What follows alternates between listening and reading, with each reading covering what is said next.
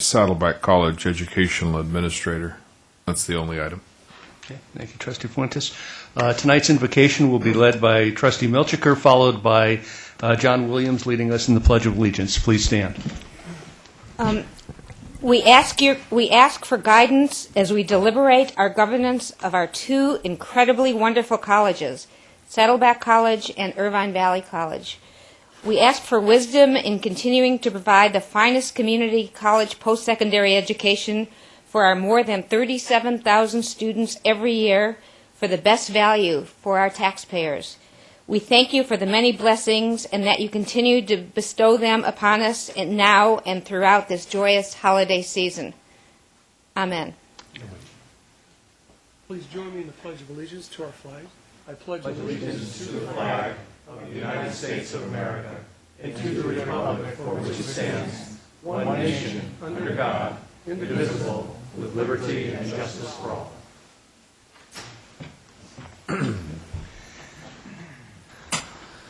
Okay. At this point, we have one item for public comments, and it is retired Saddleback College faculty member Carl Christensen. Thank you, Professor Christensen.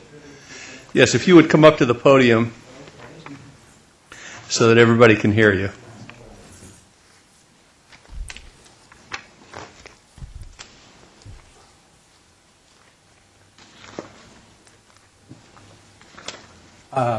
From here? Yeah, right there, right there. Mike? Yeah, okay. Okay. Well, I'm ashamed to say that this is the first time I've been in the boardroom since I was teaching here at Saddleback College. But my heart is still here. And that's obvious because I'm here tonight. And therefore, I was particularly disturbed the other day when I picked up a copy of the schedule of classes for the spring semester. And I was quite disturbed by the imbalance in courses in history, because that was my field. I found that there was one section of American history dealing with the period since World War II, and 37 sections dealing primarily and exclusively with American history prior to World War II. And I feel strongly for our students today that they need some help with understanding what's going on in the world. This is certainly a complex, ever-changing world. And when you read in the newspaper and magazines about current events, there's often reference to something that occurred within the last 60 years that is common knowledge for our young adults, parents, and grandparents. But I have a couple of quotes here that I picked up just last week. One, and I know I don't have much time, so I have to kind of rush through it, obviously. But one involved Watergate, made a reference to Watergate. In order to understand it, this particular article, which might surprise you, the article was about Romney discussing, well, in his speech last Thursday, where he answered the question as to what effect Mormonism would have on his presidency if he were elected. And along in that, I could even read the quote to you now, but I won't take the time. There was a mention of Watergate. And you might wonder, well, what does Watergate have to do with religion? Not very much, that's for sure. But anyway, then there was another article in Newsweek. Remember there was a cover story this past week, 1968, and it referred to Robert Kennedy. And I'll read. Professor Christensen, you will have to I'll forget that, start yeah. to wrap up your remarks. Okay.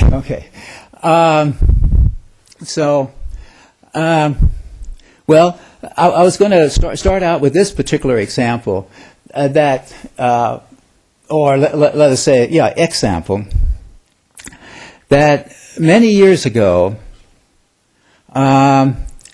an educated person was expected to have a knowledge of the classics. That's Greek or Latin and so forth, right? Now today, if we had a situation where Saddleback College was offering 37 sections of Latin and one section of Spanish, of course that's absurd. That would never happen. But I feel like something like that has happened here at Saddleback College in the history curriculum. And I feel that we're not serving the educational desires and needs of our students when we don't inform them what is common knowledge to their parents and their grandparents. But they have to say, what's Camelot or what's Watergate? I don't know. And Professor Christensen, yes. thank you. Unfortunately, your time is up. Okay. We appreciate you coming and making your remarks before the board. And I Thank you, appreciate sir. you allowing me Have to a great speak. holidays. Thank you. With that, we will recess to our annual organizational meeting and Facilities Corporation meeting at this time. And the first on the agenda of our annual organizational meeting is for the election of officers. And there are separate actions that we will need to take on each of these items. The first one is in Exhibit A, and there we need to elect president, vice president, and clerk of the board. Trustee Williams.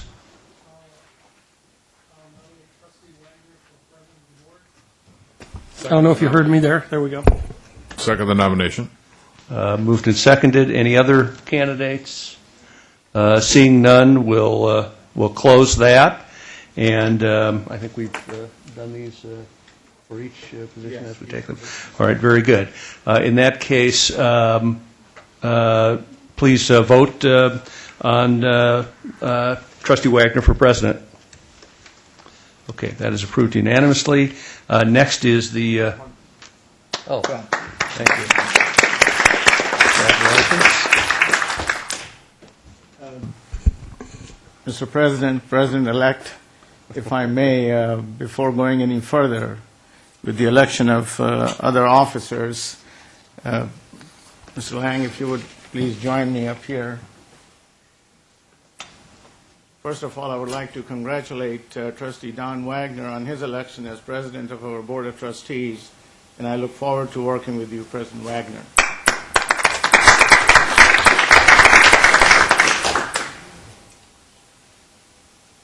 I don't know how to address you. Former President Lang. Well, on behalf of the students, taxpayers, community, faculty, staff, administration, and most of all your colleagues from the Board of Trustees, we extend to David B. Lang our most sincere appreciation for his outstanding leadership as President of the Board of Trustees of the South Orange County Community College District during the last 3 years. During your presidency of the Board of Trustees, the district has seen growth in student enrollment, especially through online education, renovation of buildings, construction of new buildings, opening of our new campus called the Advanced Technology and Education Park, more state-of-the-art science and technology equipment for student learning, accreditation matters, including the focus on student learning outcomes and student success through institutional effectiveness study. These are not some small achievements. Your board presidency has stood for district financial stability, accessibility, personally to me whenever I needed you several times a week for consultation and guidance, including over the weekends, technical assistance that was provided by Dr. Diane Woodruff, now the interim chancellor for the California Community College System, and the academic senate president for the state, Professor Ian Walton. Inclusiveness and open communication. You've always been considerate in listening to all points of views. With board focus on policy and substantive issues, board reduction of micromanagement. Your 2 minutes is almost up. It's for a good cause. Effectiveness of board agendas and meetings with a special attention on discussion of substantive topics. It is with great honor and utmost appreciation for your leadership that on behalf of the Board of Trustees and the district community, I would now like to present to you this plaque.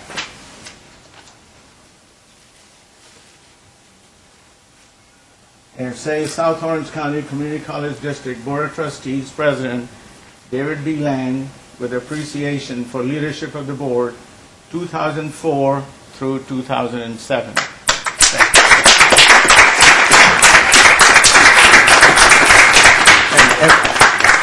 Mr. Lang, you're not done yet. We have received a commendation from the California Community Colleges Systems Office.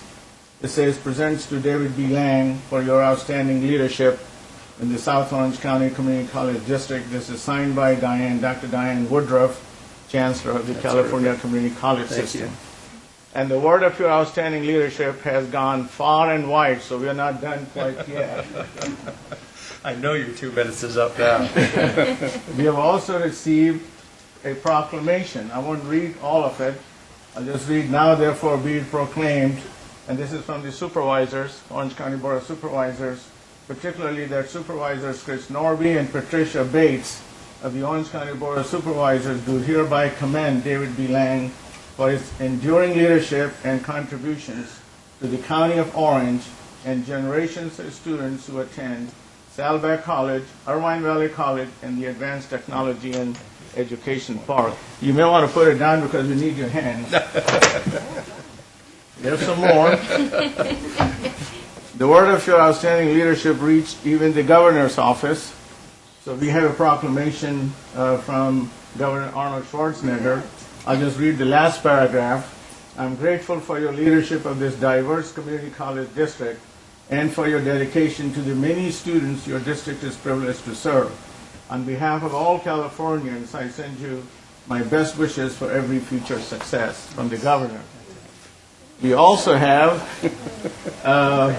in recognition of your service, a certificate from Congressman John Campbell. Wonderful. And we are not done yet. Finally, we have a resolution from the state legislators, I should say, from Orange County. And this effort has been spearheaded by Senator Dick Ackerman. So we have Senator Dick Ackerman to thank for this final recognition of President Lang. He facilitated a resolution from the entire Orange County delegation of his state senators and assembly members. And with us to assist in this presentation from the office of Assemblywoman Mimi Walters is Jeff Zek. Jeff, would you please join us here?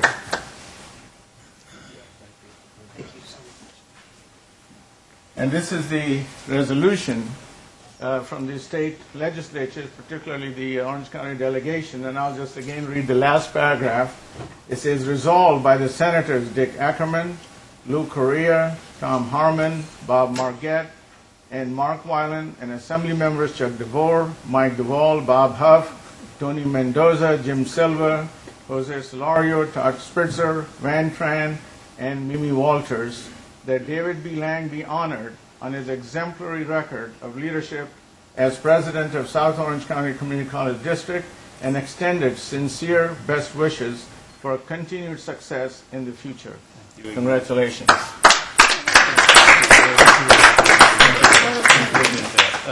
Okay.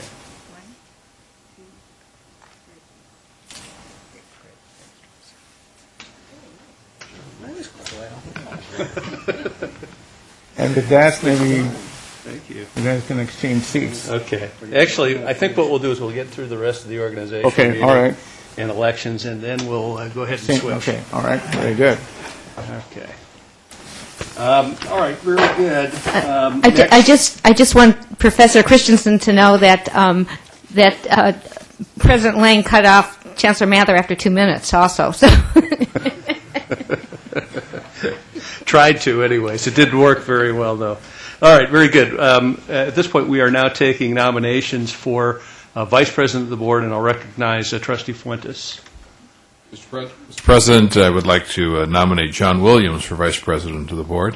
Okay, and is there? Second. Okay, moved and seconded. Any other nominees for the position of Vice President? Okay, that is closed then. Please cast your vote for Vice President of the Board. And that is approved with 1 no vote from Trustee Padberg. And then finally, the position of Clerk of the Board. And I would like to renominate Trustee Fuentes for Clerk of the Board. Second. Okay, moved and seconded. Any further nominations for Clerk of the Board? Okay, if seeing none, let's vote. And that's approved unanimously. And with that, we have finished with Exhibit A. Exhibit B requires a vote for our Chancellor Raghu Mather and Deputy Chancellor Gary Portner to also serve in the offices of Secretary and Assistant Secretary respectively. And do I have a motion to that effect? Second. Okay, moved and seconded. Please cast your vote for that motion.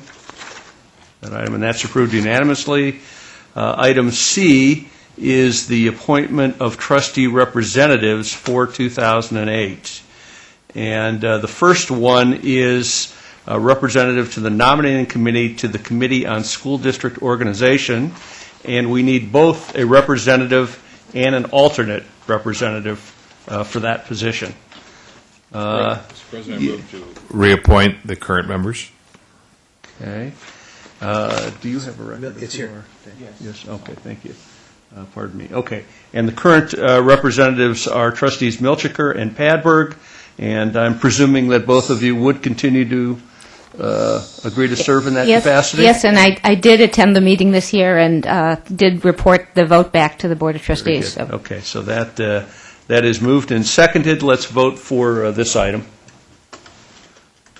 Okay. Yours is not registering. Okay, that's approved unanimously. Next is the district's political action representative to the Orange County School Boards Association, and that currently, again, is Trustee Milchiker. Trustee Wagner. Well, Trustee Milchiker's had this job for quite some time, and if she would like to continue it, I know she does great work. I see her byline in the newsletter all the time, and if she is amenable, I would be happy to renominate Trustee Milchiker. Thank you. Second. Okay, moved and seconded. Let's vote for that position. And that is approved unanimously. Next is a liaison to the Orange County Community College Trustees Association. And that position is currently held by Trustee Jay. Trustee Jay, are you still interested in serving in that position, if so nominated? Yes, sure. Okay. Do I hear? So, second. Okay, moved and seconded. Let's vote on that item. And that's approved unanimously. And next is the representative and an alternative representative to the Orange County Legislative Task Force. That is Trustees Fuentes and Trustees Wagner as representative and alternate representative. And I'll ask my colleagues whether they are still interested in, if so nominated, to serve in that role. I'd be willing to serve. Yes, sir. Very good. I'd like to make that nomination. Is there a second? Second? Moved and seconded. Let's vote. That's approved unanimously. And finally, representative of the Orange County Transportation Authority, stakeholders working group for South Orange County major investment study. Our representative now is Trustee Padberg, and I would also like to see Trustee Padberg continue to serve in that capacity and also nominate her for that. I'll second. Moved and seconded. Please vote. Very good. And that covers the appointment of the trustee representatives. And I'd like to congratulate all of the trustees by giving them a big hand for agreeing to serve in those capacities.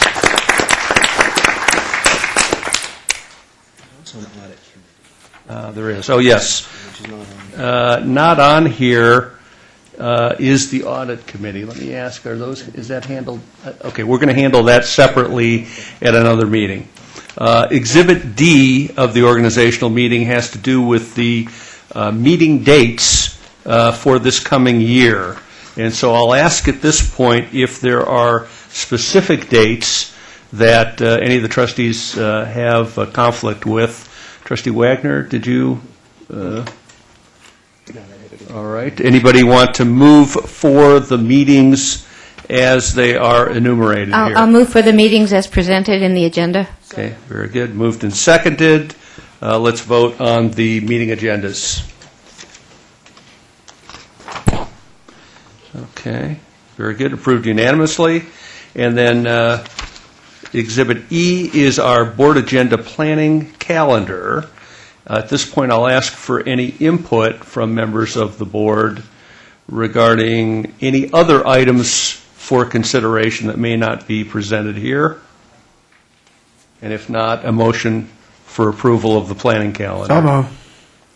Okay, moved and seconded. Let's vote on this item. And that is approved unanimously. And finally is the board meeting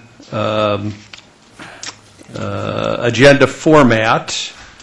And any questions or comments or changes that are proposed to the board agenda format?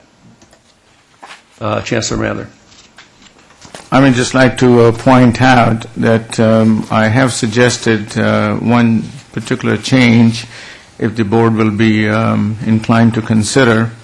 Right after reports, section 3.0, suggesting that we consider bringing discussion items and then consent calendar and general action items. Most of the time during the year, we have been advancing discussion items to the front. So that is the reason for your consideration. Okay, Trustee Padberg. I think it's more important that we get the district business out of the way before we do discussion items. They take up quite a bit of time. And as my recollection goes, we've had to advance items that are for action, that where we have people in the audience who are staff people or who are actually contract people needing to get out of the meeting timely. So I have no problem with this, but I don't think that we have been able to hold to it. We've tried to have discussion items early, and it really hasn't worked out. So we'll it's always flexible, I guess. Yeah, I would like to, I guess, express a vote for the Chancellor's recommendation. This wasn't an item, by the way, that I recommended to him, but something that he did on, took the initiative on his own, and I think it's good. Again, as you've pointed out, Trustee Padberg, we can be flexible, and to the extent we do have important business with outside resources that are coming to our meeting, we certainly can move those to the front of the meeting and dispense with that. But I think this is a good way to go. Any other comments? All right. Okay. I think it's been Second. okay. Moved and seconded. So let's vote on the meeting format. Okay. Approved unanimously. And then the last item is Exhibit G, which is a schedule of board meeting discussion topics for 2008. Trustee Padberg. Well, as a part of my report, I intended to bring this up, but and I've mentioned it to you, but only on December 5th did I receive a letter from the OCTA staff who are planning our stakeholder meetings. They would like to come and do a presentation. That presentation, I would suspect, would be at least an hour or more. It may be that we'll need a separate meeting for that, but it might also be appropriate to put that in here. And I would think, well, I don't have a date that they might be available to do it, that the earlier in the year, the better, because it may impact our planning. I do think that's a good suggestion. I do think that this is a very important group that Trustee Padberg is representing. I think we do need to hear more about what they're doing because it certainly affects all our lives. And so I think that would be a good use of time. I don't know that we're necessarily precluded from putting that on the agenda along with something else, but I would definitely support that. When I hear back from them with a possible time, then I'll get back to you and the Chancellor. Trustee or Chancellor Mather. Yeah, I was just going to say the same thing that Trustee Padberg just said, that Trustee Padberg, just let me know whenever that person or group of individuals may be available to do the presentation, and I'll be happy to work with you in agendizing it. Okay, very good. We're moving on then to the... We need a vote on this. I thought we did. Okay, let's vote on Exhibit G. Trustee Jay and student trustee, I'm sorry, and Trustee Williams. Approved unanimously. And then finally, we're going to one more. now adjourn the organizational meeting, and we will call to order the Facilities Corporation meeting. And the only item for action on that agenda is basically approval of election of directors and officers, and the recommendation is that the same officers serve on for this corporation as for the board, except for the need to also elect a treasurer for this group as well. So let's first, anybody like to suggest a name for treasurer? Trustee Lang. We Okay. also need the treasurer. I'd be happy to do that. Second. All right, moved and seconded. And so we will, the motion is that the same officers serve, which would also include me for treasurer of this particular corporation. So all in favor, please vote for that. And that is approved unanimously. And we are now recessing the meeting of the Facilities Corporation back to the regular Board of Trustees meeting. And before we shuffle places and I officially turn the meeting over to Trustee Wagner, I am going to make my comments a little bit out of turn here in place of my regular trustee remarks. It's indeed been my honor and pleasure to have served as the board president these past 3 years, and appreciate all of the support, input, and encouragement that I've received from all of you, my fellow trustees, and from our Chancellor, and from the entire district administration team, and really all the constituency groups that I've really enjoyed working with over this period. I'm hopeful that history will regard me favorably, although I know that whatever progress we make, we do truly as a team. It's a team effort that involves both the internal members of the district family as well as a lot of external support from any number of individuals and organizations.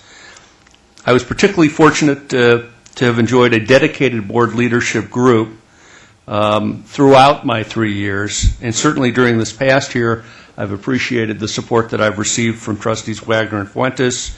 And I must admit this group was a bit more active as a result of a myriad of issues that we faced, including accreditation and ATEP and any number of other things. So my thanks to both of you for your tremendous efforts. We're certainly very fortunate to have a dedicated and talented district leadership, starting with the Chancellor, including the Deputy Chancellor and his entire team, which includes our Vice Chancellors, Serban and King. And again, I want to thank all of you for your considerable efforts. I've also enjoyed working and serving with our two college presidents, Rich McCulloch and Glenn Rockmore. Both of you gentlemen have done a commendable job at your institutions and certainly deserve a lot of credit for your service. Rich, I particularly want to thank you for all your years of dedicated service in so many capacities here at Saddleback College. Your stamp on this institution is indelible, and Saddleback enjoys much of its success and outstanding reputation throughout the state, thanks to your dedication and commitment, and others like you that have provided the same. I've been blessed to serve with some great student trustees that have taken their responsibilities in representing students very seriously, and I think have advocated very well for their interests. Matthew, you're certainly a great example of this, and Paul Ho before you also, and many others besides.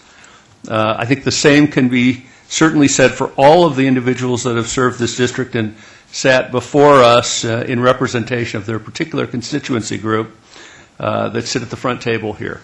Your input is very important, is very valuable, and I just regret that I couldn't have engaged you a little bit more in the meetings because of the other business that we had. I hope that we'll continue to discuss the important policy and educational concerns and not just the routine business. I know some trustees think that this was sort of Dave just doing his thing, but I believe our job is much bigger than handling just the day-to-day business. And despite the enormity of just that aspect of our role, there's a lot of unfinished business, and I apologize to President Wagner for leaving so much work undone, but I know that you will do a great job. And I've enjoyed working closely with the Chancellor, and Raghu, I very much appreciate your hard work and dedication in these challenging times. And finally, best wishes to one and all for a healthy and happy and joyous New Year's. Thank you. And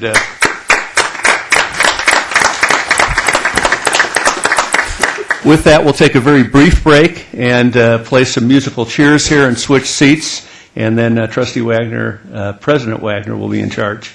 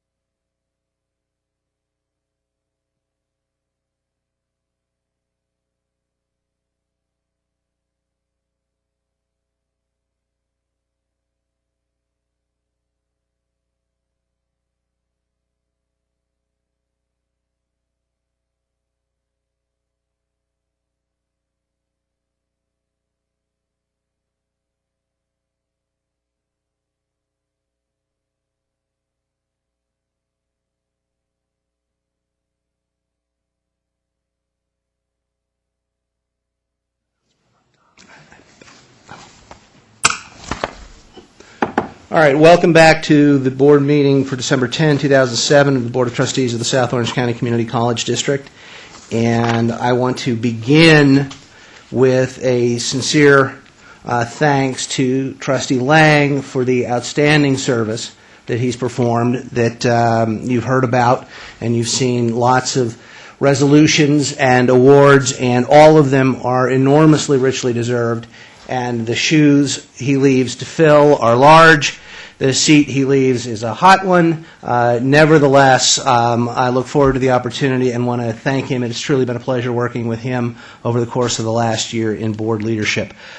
I also would like to take just a moment to thank all of my colleagues for the opportunity to serve as board president. And it is a serious responsibility, one I take seriously, and ask all of your indulgence as we go forward this year, all of your help as we go forward this year, and you have my pledge to do my utmost to serve all of you as collectively we discharge our duties serving the students. I also want to take a second to thank Trustee Fuentes for his service. He is ill this evening. He came in tonight to assist with the business duties of the college and is now out of here feeling ill, as I say, this evening. And so we certainly wish him a speedy recovery, and will carry on in his absence. At this point, it is time for board reports, and let me start first with Trustee Jay. Thank you, Don. I want to congratulate two guys to start with.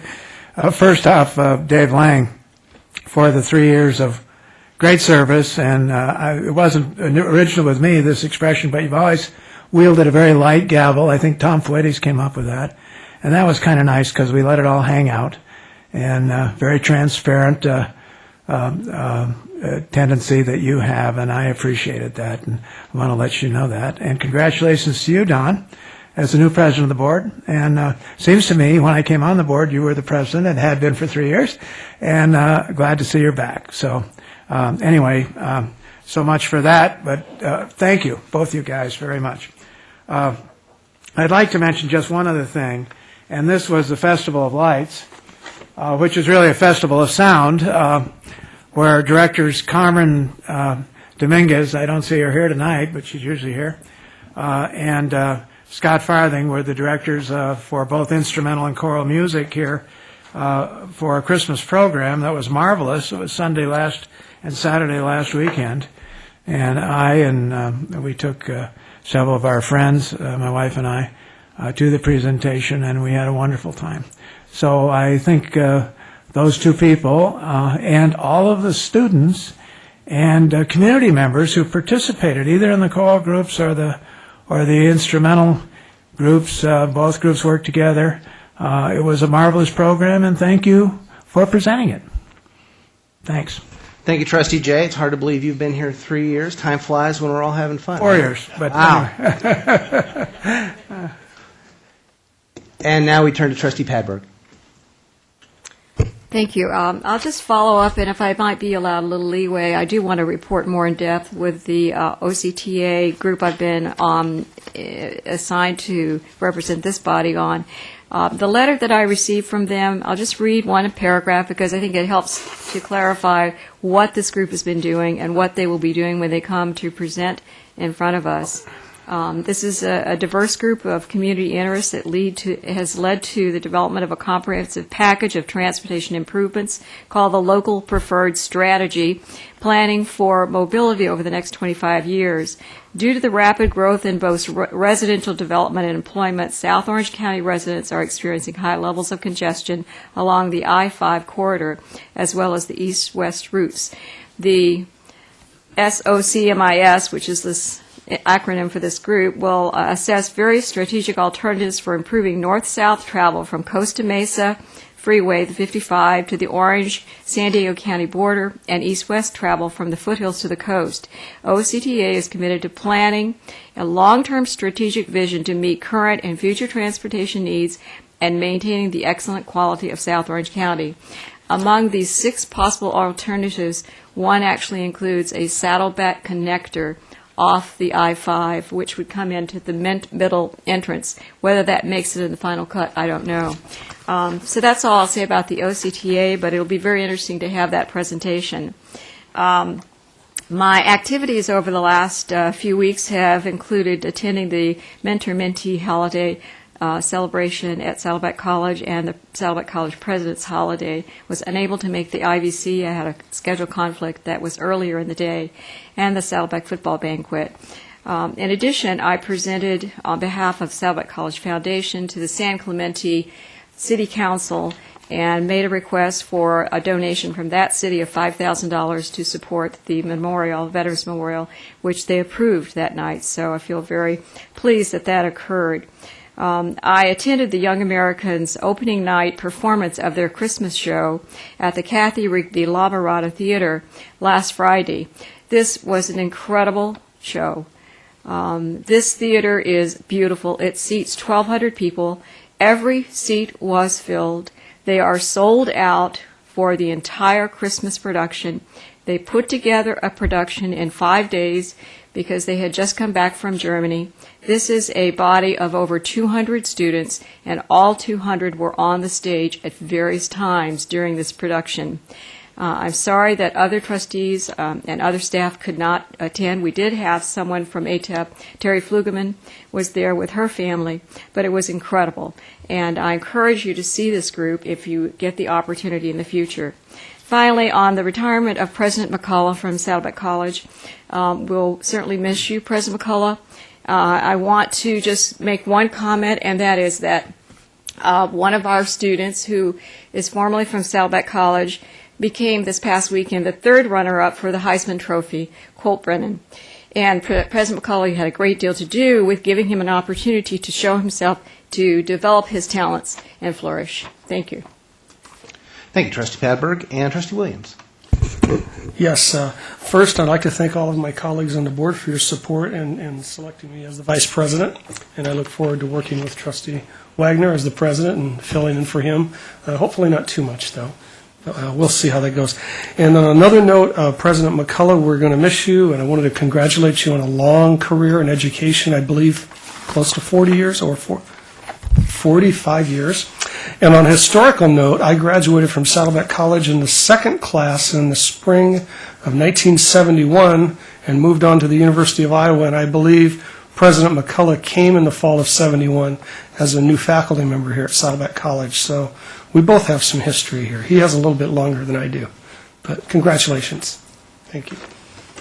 Thank you. I've already had a chance to speak, but just let me very briefly start off first with echoing Trustees Padberg and Williams with respect to President McCullough, who will be greatly missed around here. There will be time later as the sad day approaches to sing your praises more fully, but know that you have the undying gratitude of this board for your long service to Saddleback College, and we very much appreciate it. I'd also like to say thank you to Gary, and I suppose mostly to Adair Partner, for hosting the administration and trustees and a few others from the colleges for the holidays over the weekend. And thank you. That was very nice, and very much appreciated your hospitality and the opportunity to see you in outside of these environs. And finally, just a quick word. The accreditation team visited Saddleback College, I want to say now a couple of weeks ago. Work prohibited me from attending. However, I do want to thank the team members. There was an effort made, and they were quite flexible to try to accommodate my schedule. It ended up not working out, but I wanted to just take an opportunity to thank them for trying, and to thank those trustees who did have an opportunity to meet with them. I am looking forward to the final report when it comes out, but did not want to let go of the opportunity that I wish I'd had a chance to meet them, and I thank them for their flexibility. Trustee Milchiker. Thank you. I, too, want to echo my fellow trustees singing a praise for President Rich McCullough, but I do hope to say more at the celebration of his 45 years in education, so I'll leave it at that right now, but I understand he'll probably be back, so that's really good news. Many of us attended the Community College League of California annual meeting in San Jose, and the trustees are customary to report on our meetings, and we were well represented with two trustees, Chancellor Raghu Mather, President Glenn Rockmore, Vice Chancellor Andrea Serban, and District PIO Director Tracy Daly were there.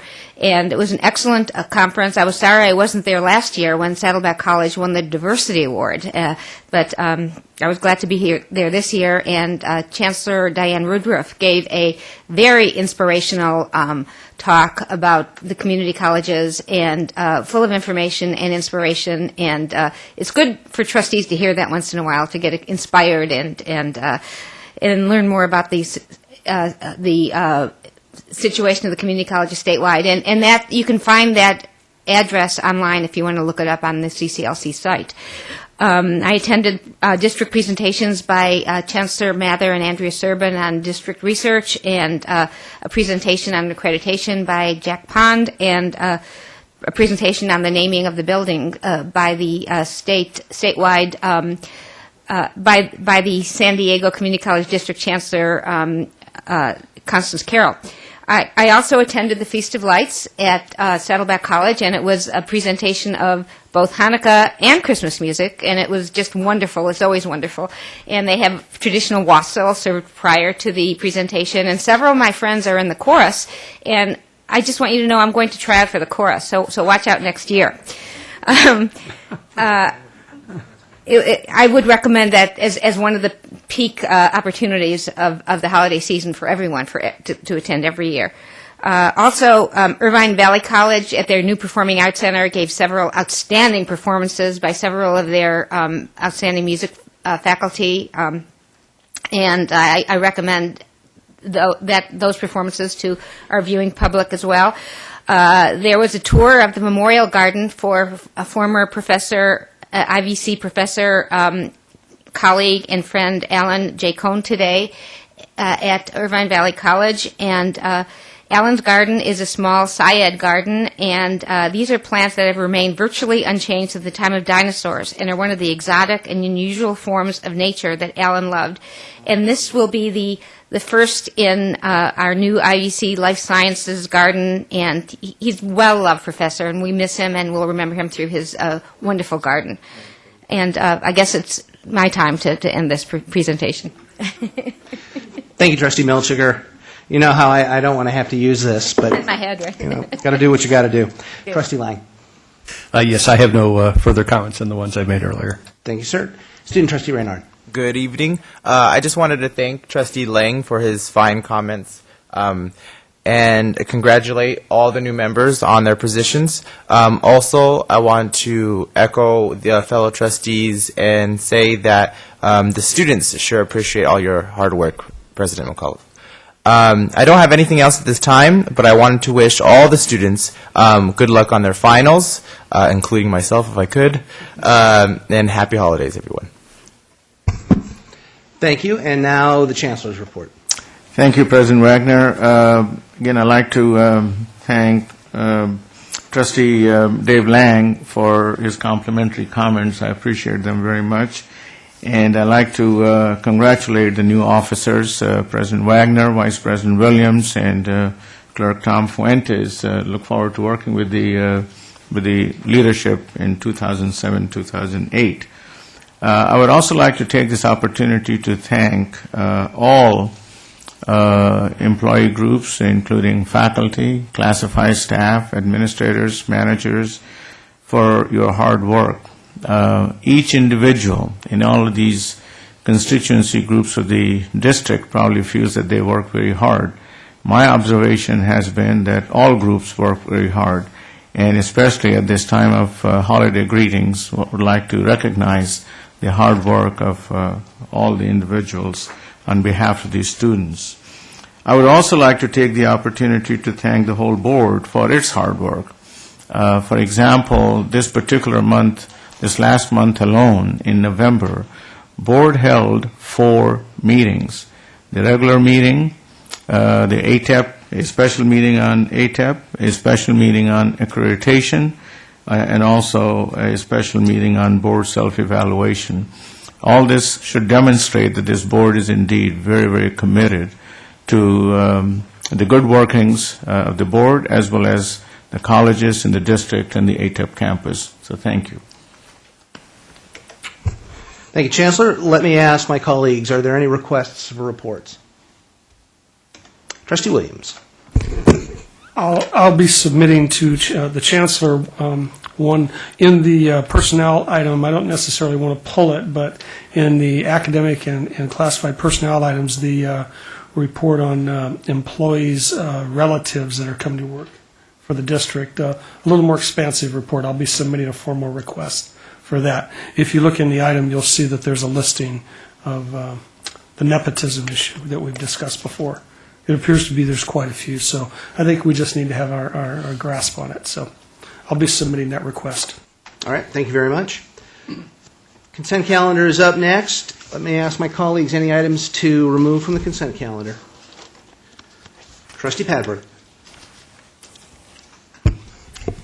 Yes, 4.3, 4.18, and 4.20 through 23, which are approval of board members being paid for being absent. And I think it's only appropriate that that would be voted on separately to allow those board members who are going to get that monetary benefit to recuse themselves. Thank you. Any other requests to remove items from the consent calendar? At this point, I'll entertain a motion for approval of all of the unpolled items. Second. Moved by Trustee Lang, seconded, I heard first, by Trustee Jay, and let's vote.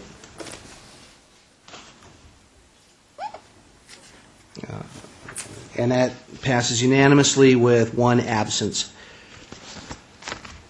Let's begin with item 4.3. An award of bid for interior improvements and casework at the BGS building. Trustee Padberg, you pulled this item, and you are up first to speak. Thank you. This is an item to extend the amount of dollars for this renovation. I'm asking what, obviously the extension is for interior work. I understand that with the new construction, we've had already more problems with the actual installation of windows, which apparently was the big issue with the last problem with the mold and the water. So I'd like a report on that before I vote on this item.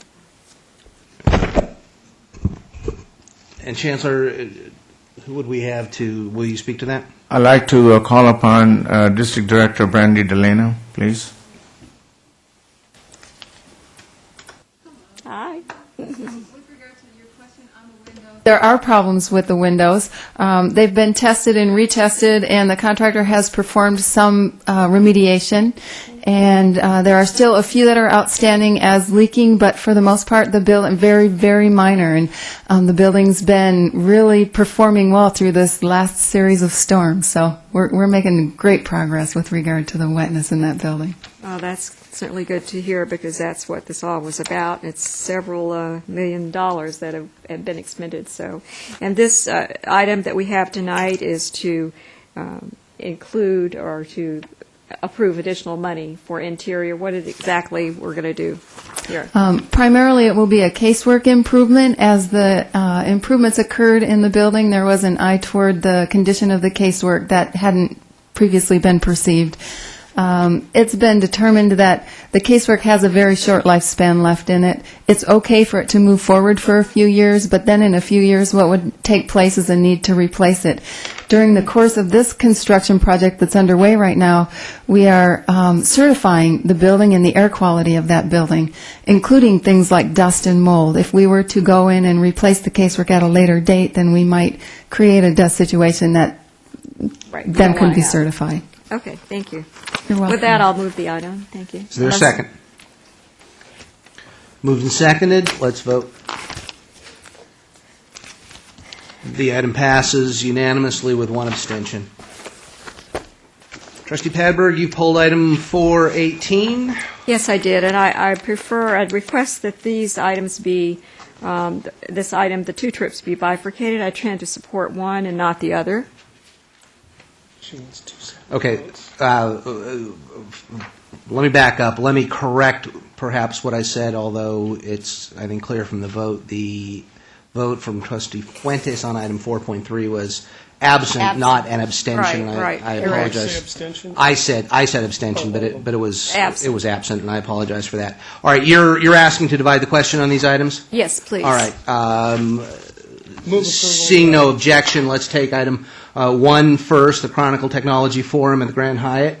And is there a motion for approval? So moved. Is there a second? Moved and seconded. Any discussion? Let's vote. And that item passes with 1 no vote from Trustee Padberg and an absent from Trustee Fuentes. Let's now take the EDUCAUSE Western Regional Conference in 2008. That's the second item. Move Request. approval. Is there a second? Request to speak? All right, let's vote on that one. And that one passes unanimously, again with Trustee Fuentes absent. All right, at this point, we have pulled 4.20, 21, 22, and 23. Are there requests to speak?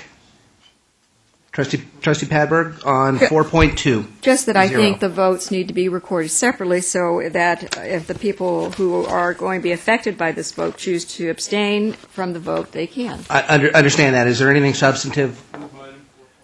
4.20 moved by Trustee Lang. Is there a second? Trustee Williams seconds. Let's vote on 4.20, and this is to excuse student Trustee Reynard. And the vote is 6-0 with 1 abstain and 1 absent. 4.21 is to excuse Trustee Williams. Is there a second? Moved and seconded. Seeing no discussion, let's vote. The item passes 7-0 with Trustee Fuentes absent. Item 4.22 is to excuse Trustee Fuentes, and that's been moved by Trustee Lang. Is there a second? Moved and seconded. Let's vote on that one. And that passes with Trustee Fuentes absent. And 4.23, I believe, is to excuse my absence. And is there a second? Second. All right, and let's vote on that one. And that passes 6-0 with 1 abstention and 1 abstain. I believe that completes the consent calendar. At this point, we're going to move to item 5.1, which is board policy revisions with respect, in this case, Board Policy 1900, with respect to alcoholic beverages being used by the foundations. And is there a motion to approve for discussion purposes? Second. So moved. Second. Moved by Trustee Padberg, seconded by Vice President Williams. And discussion. Seeing no one, well, push your button. Yes, sorry. All right, I just want to you understand. still haven't pushed the button, but since no one else wants to speak, go ahead. Thank you. I want to be explained what someone to explain to me what Keenan and Associates have ruled on this. It says that the whatever vendor we have has to have the insurance to cover any accidents that take place after this takes place. I wondered if this is more coverage than we need if there is a foundation event that is taking place on a external site rather than on the community college district site. Well, to begin with, I think the attachment, the letter, doesn't require them to have a certificate of insurance. It instructs that they recommend that we seek it. But I don't think there's actually a requirement there. Deputy Chancellor Portner, would you like to address the item? Yes. What they have done is just recommended that we have the caterer have a policy in place in front of us, but the coverage that we have would provide insurance anyway. Okay, thank you. Further questions? All right, let's vote on the item. The item carries with Trustee Lang voting no and Trustee Fuentes absent. Item 5.2, another board policy revision. This is Board Policy 4000.2 with respect to electronic communication. Is there a motion to approve for discussion purposes? Second. Moved and seconded, and requests to speak. Seeing none, let's vote. This item passes unanimously with Trustee Fuentes absent. At this point, we are at item 5.3, the calendar. It requires that the meeting be recessed and that we conduct a public hearing, and so we will do that at this point. At this point, I call a public hearing on item 5.3 regarding Saddleback College Energy Services Agreements at 7:40 p.m. on December 10, 2007. Madam Secretary, are there any requests of the public to speak? There are none. Seeing that there are no requests for public comments, may I have a motion and a second to close the public hearing? Second. Moved and seconded. Let's vote. And the matter passes unanimously on motion made, seconded, and carried unanimously with Trustee Fuentes absent. We hereby close the public hearing at 7:40 p.m. on December 10, 2007. That completes work on item 5.3. We'll move to item 5.4. Do I have a motion for approval for discussion purposes? So moved. Is there a second? Thank you. Requests to speak. This is the energy services agreement that was just discussed extensively at our public hearing. Well, I didn't hear what you said. that we had an opportunity to discuss extensively. Let's put it that way. All right, seeing no request to speak, we will vote on item 5.4. And the matter carries unanimously with Trustee Fuentes absent. And I'm just going to stop saying that because we'll assume, unless he comes back, that Trustee Fuentes is absent. Item 5.5 is here for acceptance for review and study only. It is the proposed 2009-2010 academic calendar. Is there a second? Second. All right, moved by Trustee Lang, seconded by Vice President Williams. Discussion of this item.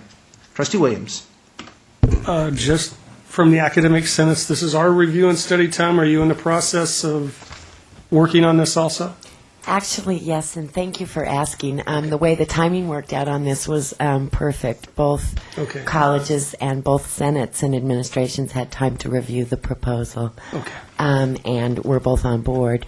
However, IVC still has at least at the academic senate level, has interest in the future in pursuing an alternative calendar with a 4-week intersession. So that's still on our table, but we'll bring it to you in due time with proper procedures. Thank you. Trustee Padberg. Yes, just to Wendy, I'd like to comment. I've had, at some of the functions I've attended, I've had some comments from faculty concerned about the closeness of our teaching days to some of the holidays and the drop-off of students who attend during that period of time. And I'm just wondering if there's anything we can do in the calendar to try to accommodate that so that we back it up to conform maybe with the K through 12 calendar, and we don't have so much loss of students during that period of time, because it obviously holds people back when the students come back and they have lost whatever it is, a week maybe, of class, and then have to get caught up.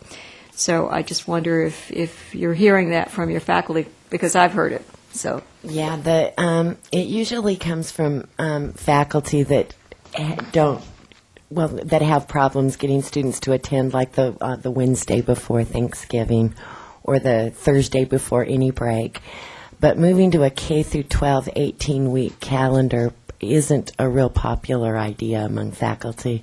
It might be among one or two, but it wouldn't carry as a supported idea.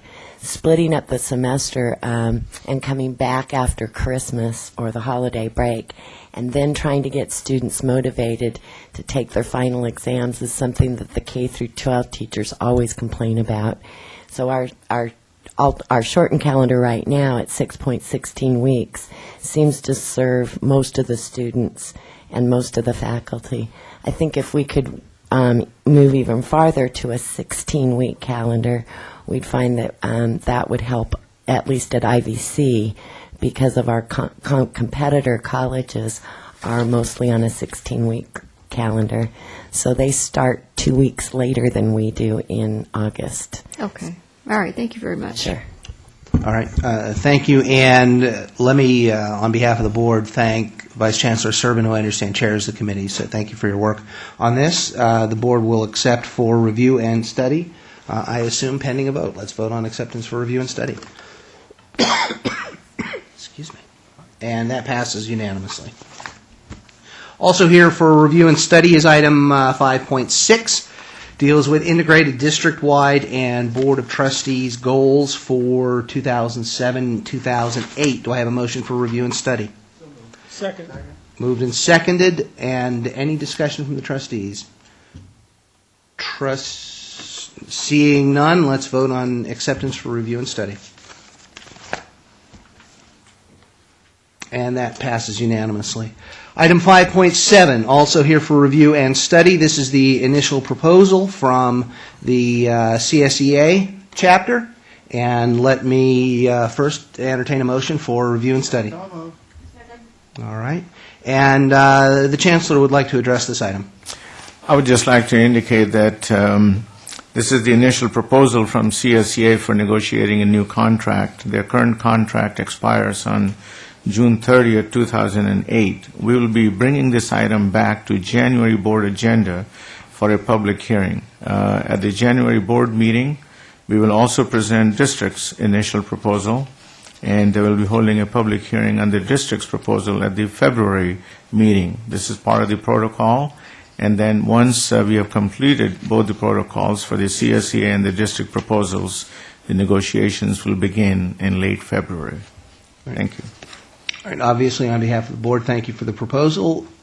Comments you'd like to make at this point, or does the document speak for itself? It speaks for itself, other than that Vice Chancellor King has told me it will be wrapped up in 6 to 8 weeks, and we're relying on that. Do you have that in writing? Not yet. Not yet. All right. All right. Thank you very much. We appreciate it. And let's vote to accept or not for review and study. And we vote to accept for review and study. Excellent. All right. Item 5.8 here for approval. These are the academic personnel action items, and I begin with a question of Vice Chancellor King. Any changes? Yes. On page 4 of 7, item E, Administrator Contract Extension. Glenn Rockmore should be salary range 4, not 2. And Lisa Telson should be salary range 3, not 2.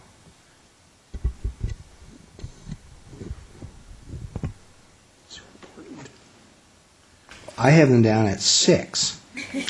Oh, I'm sorry. You're right. I got it. Step, right. My mistake. All right. With those amendments, anything else? No. All right. I'll entertain a motion to approve. Second. Moved and seconded. Discussion? All right. Let's vote as amended. The item passes unanimously.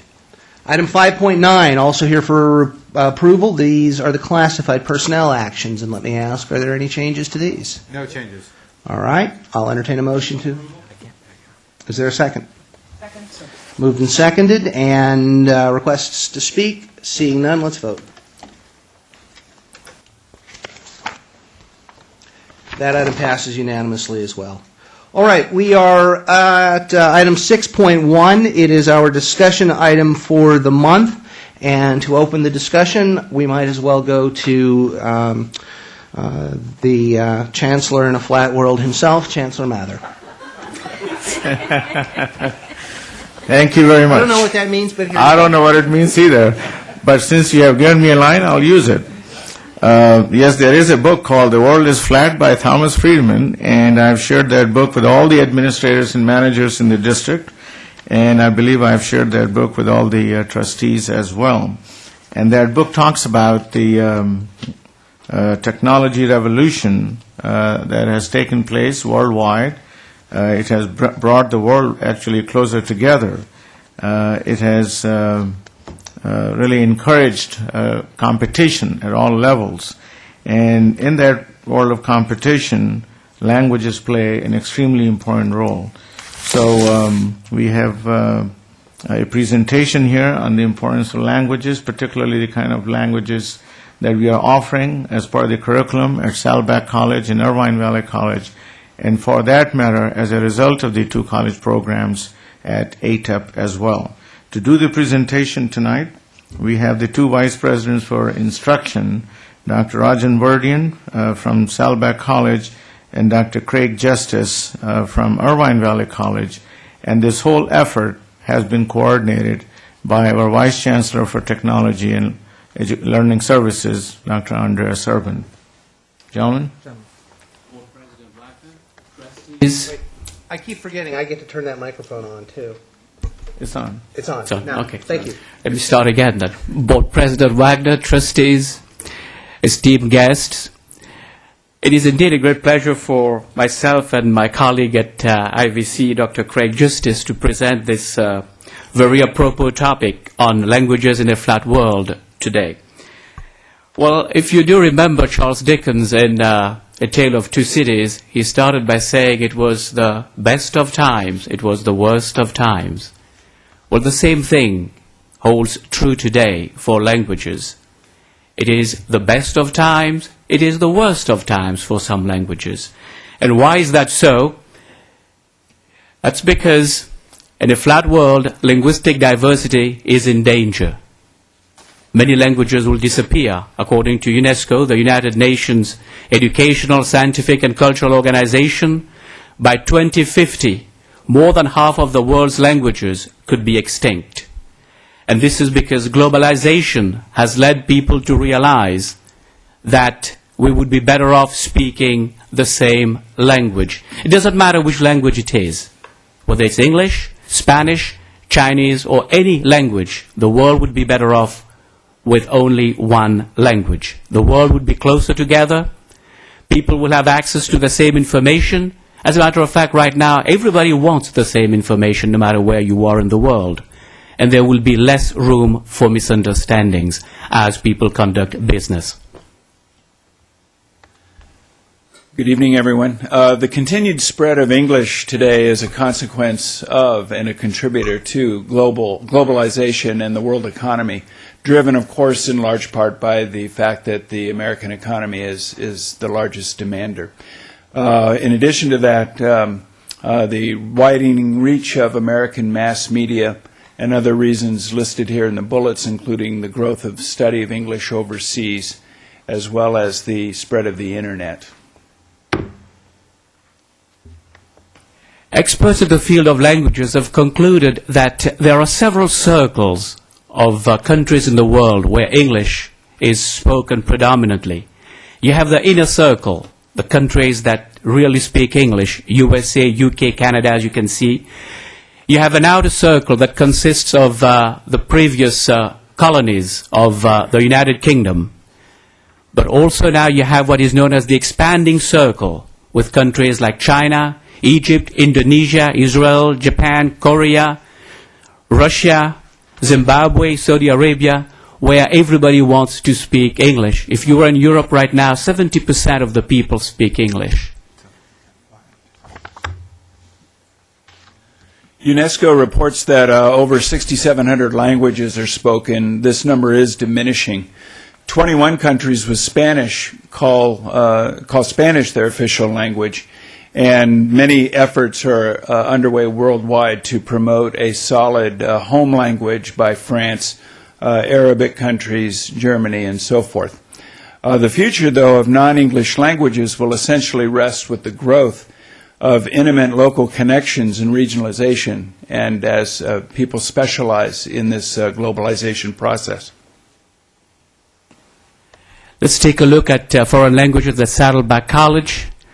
Saddleback College has 10 languages, generating roughly 240 FTEs in the fall of 2006. The numbers for 2007 will be available in a few weeks.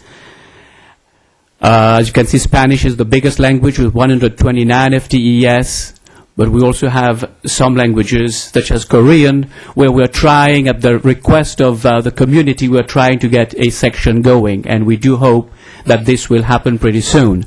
The enrollment for Korean at ATEP for spring 2008 looks very promising. We do offer about 80 sections of foreign languages at Saddleback College, with Spanish covering the bulk of it at 37. Enrollment is 2,416, again with Spanish, 1,301 students.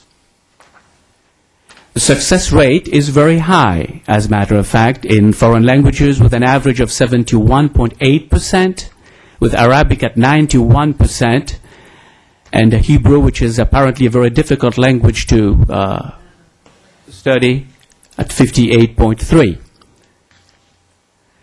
Retention rate is very high also, with an average of 89.4, which is significantly above average for colleges. Arabic at 97% and Hebrew 100% retention rate. Saddleback College also has sign language, American Sign Language, with 19 sections in the fall of 2006, 452 students, success rate of 75.4% and retention rate of 92.5%. Irvine Valley College has 4 languages in its curriculum, with Spanish taking the lead in FTES figures, Japanese second, and that's followed by French and Chinese. The number of sections offered follows the same pattern, again with Spanish taking the lead and Japanese with following close behind with 11 sections. And then lastly, the enrollment figures are on the increase, with the exception of Spanish just a bit, which has fallen since the fall of 2004 from 391 down to 366 in the fall of 2006. In addition to offerings at Irvine Valley College, both Saddleback College and Irvine Valley offer sections of foreign language at ATEP. 7 sections are offered, including Chinese, French, Japanese, Korean, which emphasizes Korean culture, Persian, and Spanish. Well, given the position of English and other foreign languages in the world, 2 topics emerge. If we're going to believe what some researchers in the field of English consider English to be, that is the killer language, which was coined by Professor Fishman, Joshua Fishman of Yeshiva University. He was before that at Stanford and then at NYU. If we still consider that English is going to remain the main language for commerce, for industry, for the Internet, then South Orange County Community College District should start thinking about, probably after having a lot of discussions with faculty, staff, administrators and so on, about starting partnerships with foreign countries, looking into preparing foreign students to attend U.S. universities and colleges, agreements with foreign universities to prepare foreign students to come to the United States to study. We could also be looking at teacher exchanges. But again, that will be a matter of policy that will have to be set by the board working with faculty and administration.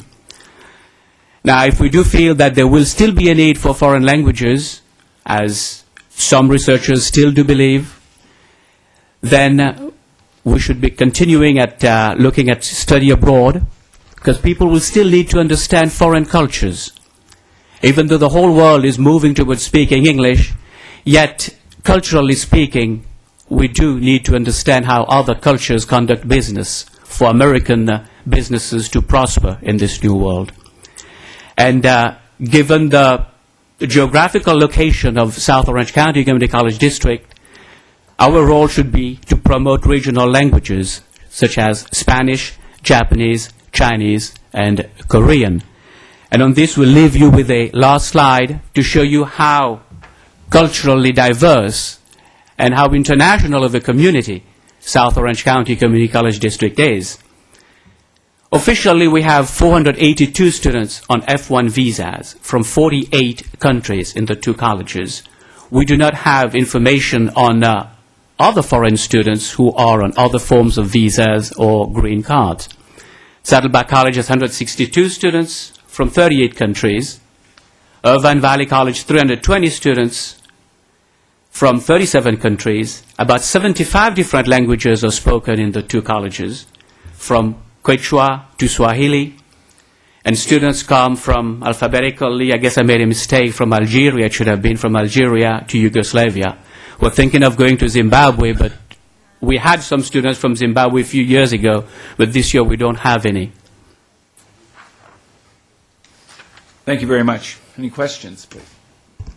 Well, I am sure there are a few, and I will begin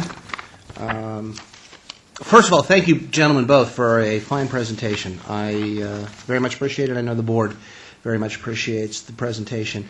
A couple of questions, if I might. First, can you define for me the success? What is your definition of success rate? Success rate of students who complete the classes with a passing grade of C or better. Okay. And you've got a couple of slides here that show us that the number of sections is declining, and the total number of students enrolled is in foreign languages are declining. Conclusions? Are there conclusions you draw we have from that? seen the decline is at Saddleback College, and Craig will speak for IVC. At Saddleback College, the decline has been in Spanish, where we have reduced the number of sections. It would appear that many students are coming to the college already prepared to speak Spanish, where they complete their level 1 of Spanish in high schools. And many students can also take a test that excludes them from taking a foreign language. All right. Well, if students are coming here already with some of these languages and the numbers are declining, and we're looking at English as a killer language, to use the phrase of that professor, obviously not yours, does that tell us perhaps we ought to be considering more English as second language classes to meet what we perceive might be an increasing demand? We do have a lot of classes in ESL, and we are trying to meet the demands of the ESL community by adding ESL sections not only at the college itself, but also by going to the outside community. We are offering ESL classes in San Juan Capistrano, in San Clemente, and we were also trying to offer some ESL classes at ATEP, and I think... Well, on the note of declines in language enrollments, actually that's just occurred in Spanish only. Japanese has shown a sharp spike upward in that. Enrollments in fall 06 in Japanese were 320, rising from 242 in fall 04. So we've seen a significant growth in Japanese, as well as a smaller growth in both French and Chinese, and just a slight drop in Spanish. As I look at your slide, though, enrollment, the raw numbers from fall 2004 to fall 2006, most of these, you're down in Chinese, we're down in French, we're down in German, we are up a little bit in Hebrew, we're down in Italian, we're down in Japanese, so...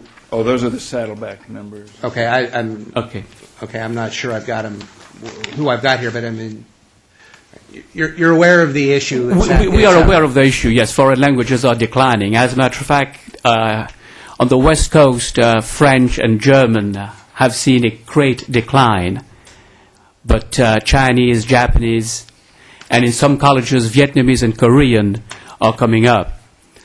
On the East Coast, on the other hand, the European languages are still doing all right. Okay. I've monopolized your time. Thank you. A couple of other trustees would like to speak. Trustee Milchiker? Yes, thank you so much for the presentation.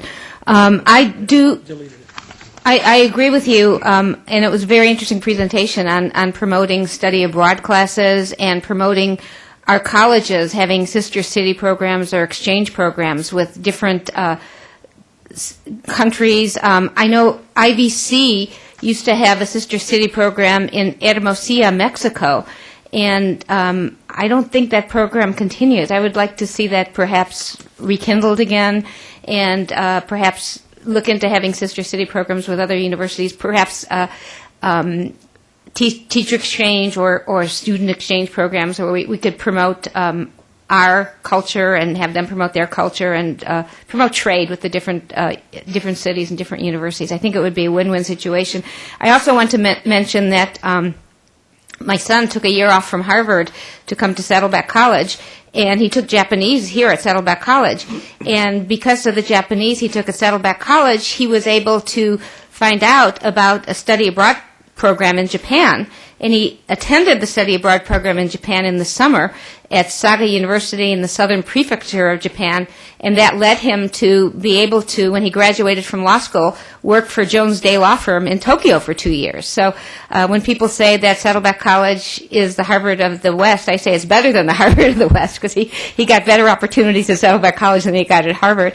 So I have personal experience, myself and my family and my children all taking study abroad classes, and it really made them more diverse, more interesting, and helped them understand the world. And I would recommend it to all of our students. Thank you. Further questions, comments? Gentlemen, thank you, and thanks to the presidents and to Vice Chancellor Serban for your hand in those reports. Thank you all. And to the Chancellor for bringing the item to us. All right, item 7.1, an information item. This deals with a report on compliance with the 50% law. And let me ask first if the Chancellor has comments on the item. Thank you, President Wagner. Let me just mention that, as you know, I had established some time ago an advisory council on compliance with 50% law.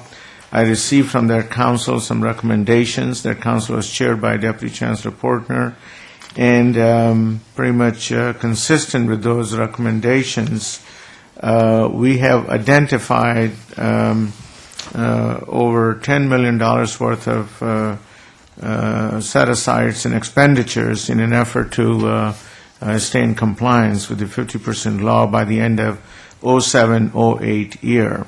We have a target of $13 to $14 million. We still have some work to do, and so considering that, I've asked Deputy Chancellor Portner to be working with college presidents and provosts and college budget managers and others to put together a plan for dealing with this issue in the most comprehensive manner possible. I know that the clock is ticking. We are halfway done into this year, but we feel that we can still develop a good comprehensive plan and bring it back to the board at the January meeting. Thank you. Questions or comments from the board? None here, but one over there. Thank you. IVC President, Senate President Gabrielle. Thank you very much, and thank you for noticing. Part of the 50% Law Advisory Committee, one of the top recommendations of the advisory committee was that we make decisions at both the colleges, the district, and ATEP with an overall plan in mind. The two colleges have a strategic plan.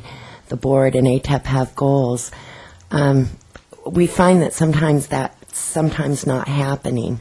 So, for example, at our college council meeting last Wednesday, it was announced that the IVC is not being allowed to fill the executive assistant to the college president based on the 50% law. That raised quite a bit of concern among the college community because, of course, the office of the president is the most important office on campus, other than the Senate. But you absolutely have to have that office staffed appropriately, and to not hire that one position based on the 50% law is a little bit problematic. So the college community voiced their concern about the decision-making that doesn't look like it's taking into account the overall college strategic plan. Clearly, the budget at the college allows for the Office of the President to have an executive assistant and then an administrative assistant. So even if we hire that one executive assistant position, it's not going to tilt the district into the hole on the 50% law, but not hiring that position will affect the functioning of the Office of the President, which has a ripple effect on all the other offices. So I just want to draw that to your attention. I understand, and thank you for that concern. Trustee Jay. Yes, I'm concerned. Gary, you guys have done a great job on this, but I did notice that out of $4.7 million that we felt we were out of compliance with last month, we're still $3 million out of compliance. And we've done tremendous amount of cutting here, but still we've only taken one $1,881,000 out of the $4.7 million. I'm just worried about other $3 million. Have you got any ideas where it's going to come from? Yes, the college budget managers in the district are still working on it, and there are other expenditures that are being identified now to be delayed and not spent in this year. So, it takes a while to analyze all of the accounts in the budget and to identify what we can do. So, Okay. Well, Is there we'll come any back in January. anticipation of hiring during the second semester? Any faculty positions at all? Any additional ones? Oh, for the second semester? Yeah. There's none that I know of. No. Now, adjunct faculty and part-time faculty, of course, are sometimes added either in the 16.6-week classes or the 8-week classes toward the end of the semester. Is there any intent on blowing those classes up, covered by either adjunct faculty or extra load for full-time faculty, so that obviously more money is spent on instruction, even though it's not contract instruction? There are several of the recommendations that have to do with maintaining the maximum amount of instruction. Number one is giving the vice presidents some flexibility on low enrollment classes that maybe they don't have. Yeah, I saw that, yeah. And so they're exercising their judgment on that. They always have, but they're a little more attuned to that. So those kinds of strategies are being held. So, but there's not really a blanket increase in additional classes on campus or off campus, which again would be manned or personed mainly by adjunct faculty or extra classes for full-time faculty. I don't know the answer to that question. I'd have to defer to the president or the vice presidents on the number of sections being offered. Okay. It's not being considered by the committee, though? No. Okay. Thank you. Trustee Padwick. Well, I'm concerned about what I just heard from Wendy Gabriella and the fact that an executive position has been cut from the IBC president's office. I would assume the same is going to occur in the Saddleback president's office, and I would wonder if the same is going to occur at the Chancellor level, and how that will impact the 50% law and how the staff can function without the support that they've had over the years. I think that, of course, our top leaders are critical. So I'm very concerned about that, and I'm wondering if we aren't throwing the baby out here with the bath. Would you like to respond to that, Chancellor? First of all, even before the 50% law issue came up, you made a call. We reduced the staff in my office from 3 to 2. And in terms of the situation at Irvine Valley College, President Rockmore and I have talked about what's happening there, and if he needs a person, he's capable of making the case with me. A follow-up, Trustee Padwick? Well, I just wanted to make the point that although you reduced some of your staff, you increased the remaining staff's salary, so I'm not sure how much that effectively cut the actual expenditures. And, I don't see that it's cost-effective or prudent to be cutting the support from our two key leaders in this district. Well, we have to set aside and make some cuts to the tune of about $14 million. And whenever we make some of these cuts, they're always going to be painful at all levels. So to the extent that we want to maintain a status quo in one area, that sends a mixed message to the rest of the district community. So especially in the leadership positions, we have to set the tone, we have to set the example to make our offices more efficient. But as I indicated, if the staff is indeed needed in some place, then we got to find some cuts somewhere else, because we've still got to come up with another $3 to $4 million worth of cuts. Trustee Milchiker. I also want to echo what Trustee Padberg has stated. I want it noted that both colleges are well within the 50% law, and it's the district and ATAP that pulls the district out of the 50% compliance law. So it seems to me that if the chancellor is telling the IVC president that he or she can't get an administrative assistant, that's micromanaging by the chancellor's office, when it should be a college decision if they need to have additional staff or not. It's their decision. It's not the chancellor's decision if there's extra staff needed in a college, or if a president needs administrative assistance in running his or her college. So I would be really look at that very carefully so that the district doesn't micromanage the college in any way. I also want to note that the chancellor is bringing down, or has requested Arnold Bray to come down to speak with the trustees and perhaps people in the college community about the 50% law, because it really penalizes community colleges who have we need to have librarians and we need to have counselors because of our regulations with matriculation, which is very, very stringent. Students, if you try, I just registered as a student and I was off one quarter and I registered again. And you actually have to go through the state again to register again as a student, and it takes you through the process that you have to go through matriculation. So every student has to see a counselor. So counselors should be on the right side of the 50% law, and so should librarians in the community college. I think it's a whole different situation in the K-12 district. That's my. I think it's evident that's our regulations, and we need to change that law. But I also really feel strongly that the district shouldn't micromanage the college if they want to hire classified staff. Trustee Lang, I'll get you. I think what a couple of the comments that I've heard tonight speak to, and I think perhaps the one that the trustees would want to be somewhat satisfied about, is the process by which the savings items that are being identified, will wind up being carried out. In other words, I think you're planning, as I heard, bringing back in January a list that has a little bit more specificity to it in terms of ideas, dollars associated with those ideas, to help us stay in compliance with the 50% law.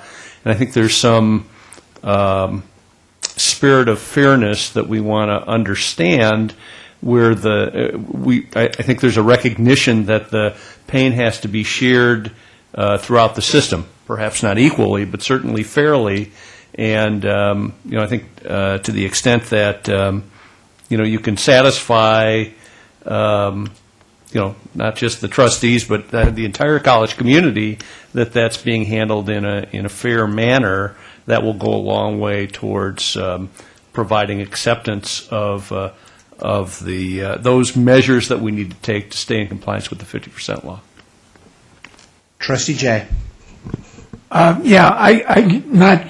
afraid what I've said has been misconstrued. I agree with Nancy and Marcia and Dave too, on things that be done fairly and that we don't cut necessary positions incorrectly. But my urge here is, I don't know where you came up with the 14 million, Raghu. I'll let you explain that afterwards. But I thought we were talking about 4.7 million in order to comply here, and that 1.8 of that has been satisfied, but it still leaves us about 3 million to go. I'm advocating spending more money for instruction through the use of adjunct and part-time overload with regular faculty. And I think that can be done. We can add classes, particularly in the 8-week session, because the regular session is going to begin right after the vacation, as soon as in-service week has started. But I'm talking about perhaps the last 8 weeks. We could add a large number of classes where space is available, off campus, at ATEP, at IVC, and at Saddleback, thereby spending more money. Adjunct faculty or load for full-time faculty, additional classes, does nevertheless count on the instructional side of the ledger that we're most interested in increasing the percentage on.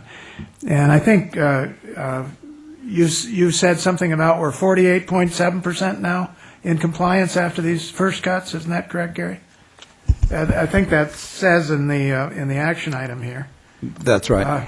And I think we don't have that far to go, and that I would say not to necessarily cut unnecessarily in areas that are badly needed, as Wendy was describing in a particular position, but increase what we should be doing anyway, which is more instruction. And I'd like to see that. If we had to bring a couple additional full-time people on, either as tenure track or as temporary instructors, I would be all for that. But get the instructional dollars spent for instruction up.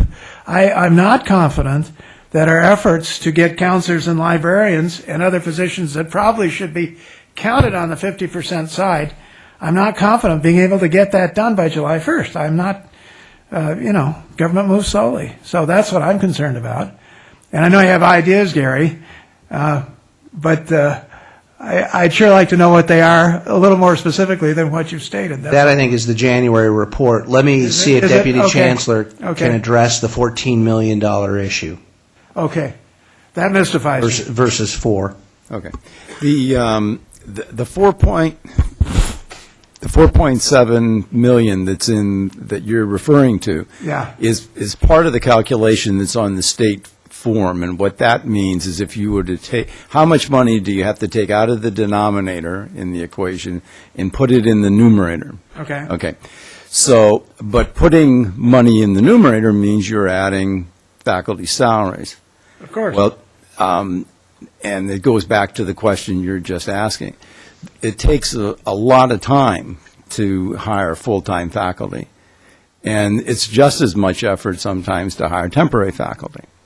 So that sometimes, that effort it doesn't really compare, but in terms of the time, excuse me. Well, with the exception that when faculty go through all that work, they'd like it to be continuing. They'd like to be a faculty member that is going to stay with them and not someone they have to replace again the next year. But that having been said, it's hard to put that much into it in a short period of time. So that's a strategy for the next year.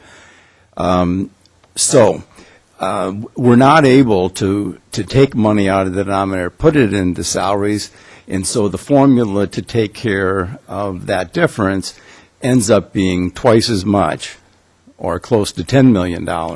It's just the way the mathematics work. If you're going to cut only denominator and not put money in the numerator, it takes more money. But 14 million, when we're only worried about 4.7, or 3 now? Well, the 4.7 just turned into quickly almost 10. Of cutting it strictly from the denominator. In addition to that, you'll see on the report there's reduction of academic salaries.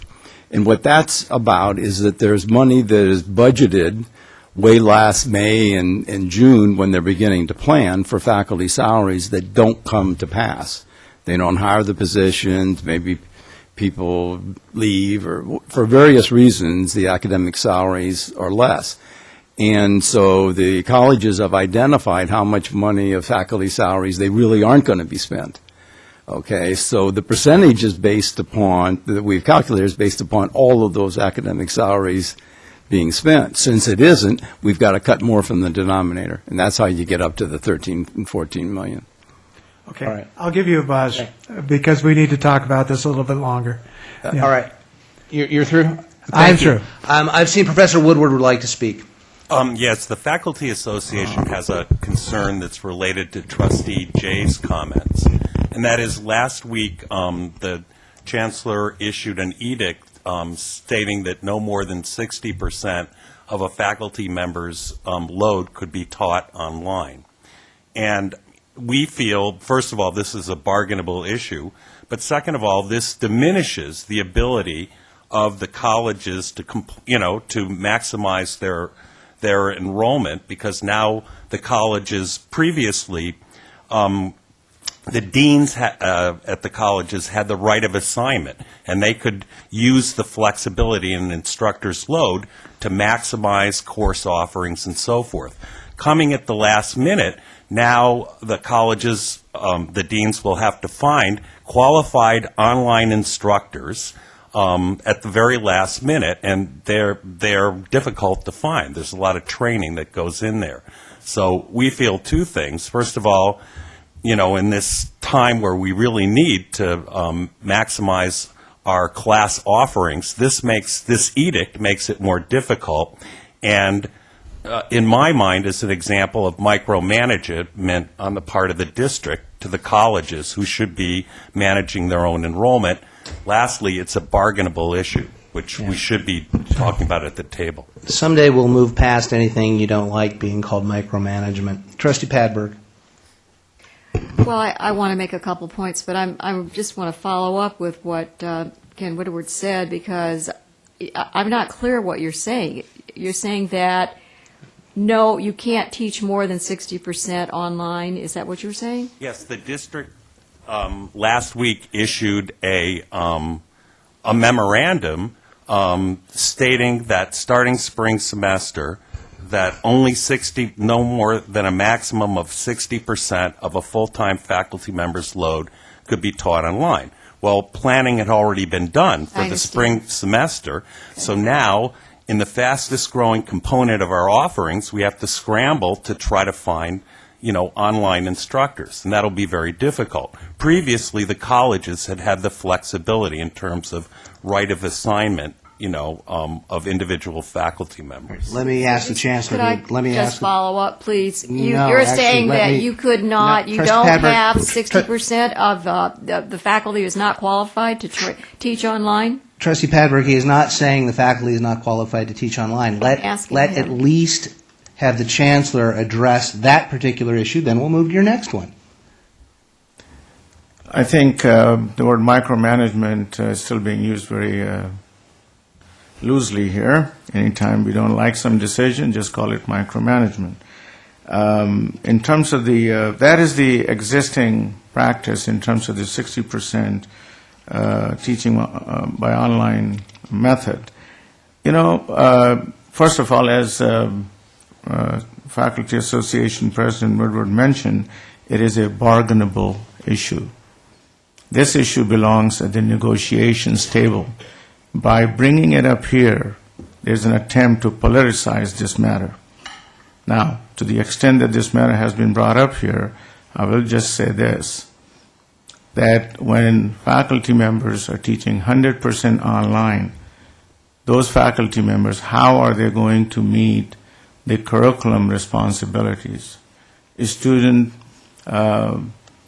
faculty office hour requirement, program review responsibilities. There are a number of things that the faculty members do when they are available on campus, and that can create some jeopardy for the faculty kinds of duties and responsibilities.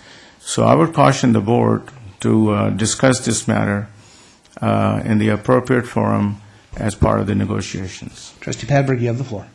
Okay, I will sit down with the Chancellor because I'm not clear exactly how this affects the 50% law. But my other 2 points, I agree with Trustee Milchiker on most of the points she made except one. I think the 50% law is a very good law. I think it's a wake-up call for this district. I think that we've been spending, and what we need to do is not cut at the colleges. We need to cut at the district level, and we need to really look very seriously at ATEP. Sorry. And hopefully when Arnold Bray comes down, we can talk about a startup campus and the costs involved in that as it applies to the 50% law. But we have had a bureaucracy that's ballooned at the district level, and we really need to address that issue. That's where our problem is. Thank you. Trustee Padberg. Trustee Milchiker.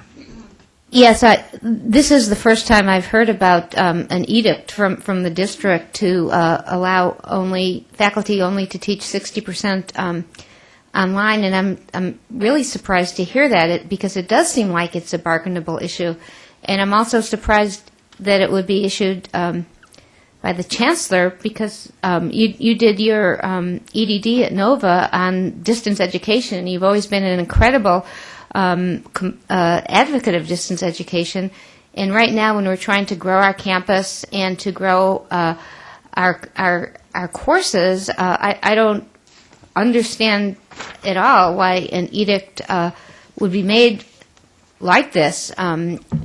Of course, to make it midstream where the colleges have to scramble to hire part-time faculty, they're just going to have to look for a warm body. They won't get the best and the brightest. That's what we're talking about. We need time to hire part-time faculty. We need time to hire full-time faculty to make sure we get the best and the brightest in every instance. So an edict such as this really doesn't make any sense to me. And if it was made, I just wondered why the board wasn't informed of it. I mean, if it's negotiation, please tell me. Micromanaging, What would be micromanaging?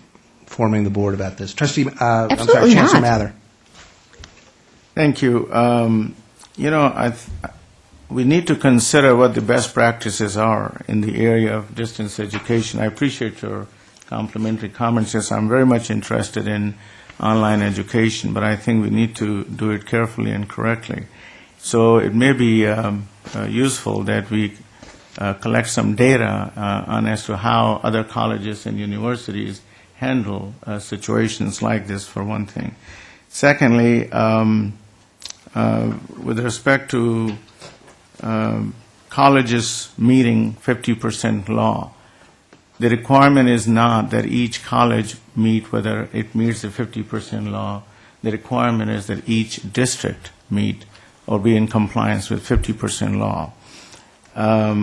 Well, the colleges can easily meet 50% law because they are not responsible for the kinds of expenditures that the district has to incur. First of all, district doesn't offer classes.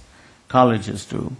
At the district, we have technology functions, human resource functions, payroll functions, to name a few. And those kinds of functions, if the colleges were to be responsible for carrying out those functions, they may be acting like a district, and therefore they may be in jeopardy in terms of the 50% law also. In terms of the any reference to that the district bureaucracy has grown, it is false. I will just say that outright.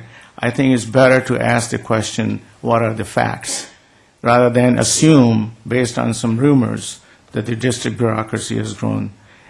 Tonight, on the classified agenda, if you take a look at it, we have hired classified staff at the college level, and we are constantly hiring classified staff at the college level, district level, and so forth. I think we need to look at all contributing factors to the 50% law and develop a comprehensive plan. And that's what we are working on. And it's going to be painful no matter how we slice it. I've indicated to President of CSEA, Shannon Morehouse, as well as Mary Williams, we don't want to balance or be in compliance with the 50% law on the backs of the classified staff. So we are hiring classified staff at all levels, but we also want to be careful that wherever we can hold some expenditures, that we do that. And so I think we need to consider the entire picture and not jump to conclusions. In terms of the decision at IVC, that was made in consultation with President Rockmore. It was not like that he was given some edict, as the word has been used here. So I think it's good for the trustees to ask questions, ask for information, and hold judgment until all the facts are in. Thank you. Trustee Milchiker. Well, my question is, how is actually issuing and I don't know if you call it an edict, but an order that faculty only teach 60% of their load online, how does that help us in the 50% law? Well, we have to consider that since this is a bargainable issue, it needs to be negotiated and through negotiations be resolved, rather than just like outright we say, yeah, anybody who wants to teach 100% of the load online, just go for it, and not address the issues of curriculum development, program reviews, student learning outcomes, things of that nature. So we need to address this issue in a comprehensive way. This seems like an issue that should be studied by the Academic Senate to me, because it's an issue of what is good education for our students, and what is the best education for our students. So that would be an issue that would be addressed by the Academic Senate. If a faculty member can teach more than 60% and do an adequate job, then they can determine that. If it's not possible for a faculty member to teach more than that online and still do an adequate job, then they're the ones to determine it. It's not me as a lay board member to determine how much a faculty member is permitted to teach online or not online. All right, well, let me jump in here because I haven't said much on this issue at this point, but it would seem to me that you're wrong about that certainly we ought get input from the faculty, but ultimately what we're talking about are policy decisions about how to spend the money. And that is something that absolutely drops in our lap, and that we are absolutely wrong and failing to discharge our duties if we were to pawn that off ultimately onto the academic senates or to faculty. So it very much is something that belongs here. We have spent quite an amount of time on this. Seeing only Trustee Jay left to speak, let me turn it to Trustee Jay, and maybe we can wrap Yeah, up. I guess what I'm thinking, if it's bargainable, Raghu, it should be bargained. It shouldn't be an edict of yours.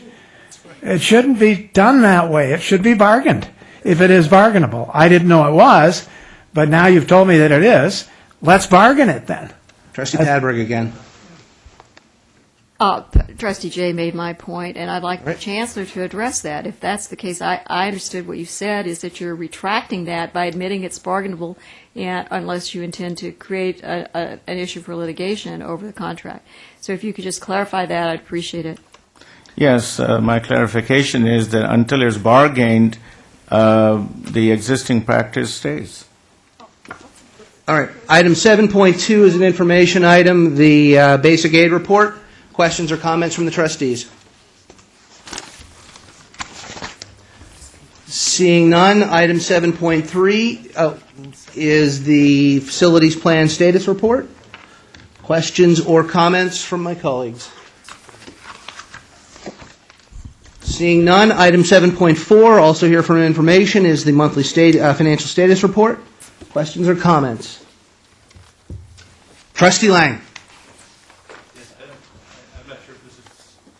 If this is the appropriate place for it. I notice we don't have the investment report on this agenda, so I'm going to assume that it is.